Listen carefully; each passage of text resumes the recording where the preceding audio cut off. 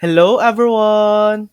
In this video, I'll show you how to make sure your Starlink monthly subscription is paid automatically. First, go to the Starlink website and log in to your account. From your account dashboard, tap on the Billing tab.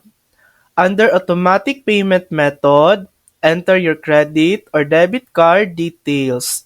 Make sure the information matches exactly what's on your card. Once saved, Starlink will automatically charge this payment method every month for your subscription. Tip: if you ever get a new card, make sure to update your payment information right away to avoid service interruptions. And that's it. That's how to pay your Starlink monthly subscription. Thanks for watching.